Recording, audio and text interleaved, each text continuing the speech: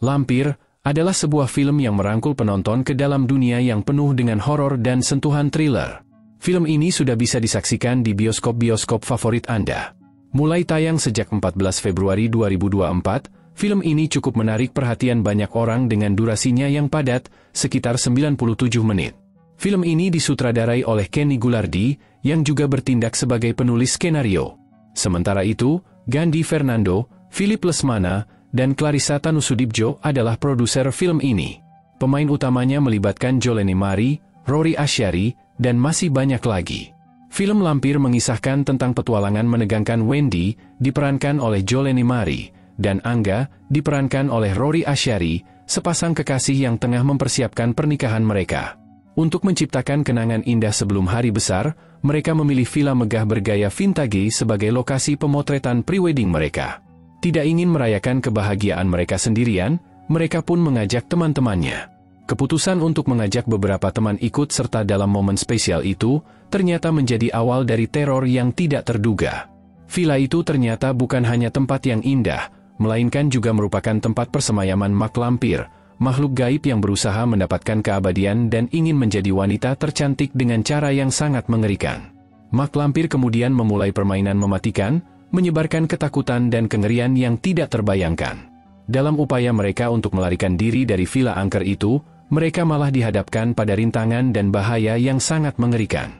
Film terbaru dari Kenny Gulardi, Lampir, 2024, membawa saya kembali bernostalgia dengan karakter Mak Lampir, sebuah legenda klasik yang sebelumnya menghiasi layar televisi melalui sinetron lawas, Misteri Gunung Merapi, 1998 hingga 2005. Namun, meskipun dihadirkan dalam suasana yang lebih modern, film ini memiliki sejumlah kekurangan yang tidak dapat diabaikan. Salah satunya adalah keseraman film yang tidak terlalu terasa. Sebagai langkah awal, karakterisasi Mak Lampir yang diusung dalam film ini tampaknya terjebak dalam usaha untuk memodernisasi legenda klasik tersebut. Meskipun Kenny Gulardi menyutradarai dan menulis naskahnya, motif kecantikan Mak Lampir terasa terlalu dangkal. Sosok Mak Lampir yang seharusnya menakutkan, justru kehilangan daya tariknya. Motif utama lampir, yang seharusnya menjadi inti cerita, justru tersirat dan kurang mendapat eksekusi yang memadai. Referensi aslinya tampak terabaikan, dan saya dibiarkan dalam kebingungan tanpa pengarahan yang jelas. Dalam menghadirkan narasi, film ini memperlihatkan kegagalan dalam membangun alasan mengapa lampir memangsa korbannya. Meskipun ada upaya untuk menjelaskan melalui visualisasi mimpi Wendy, tapi hal itu tidak cukup tegas dan terasa samar. Selain itu, beberapa bagian dialog dalam film ini terasa tidak efektif.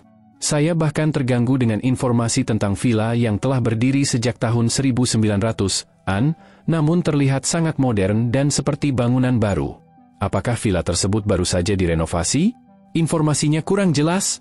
Film ini juga memiliki kekurangan dalam aspek produksi, terutama pada desain ruangan rahasia, di mana sisi artistiknya terkesan murah dan kurang diperhatikan detailnya. Selain itu, perubahan color grading yang drastis selama adegan di luar ruangan menciptakan ketidakselarasan visual. Ada juga beberapa kali pergerakan kamera yang membuat mata saya pusing. Meskipun film Lampir memiliki twist, namun sayangnya, lebih banyak poin negatif daripada positifnya.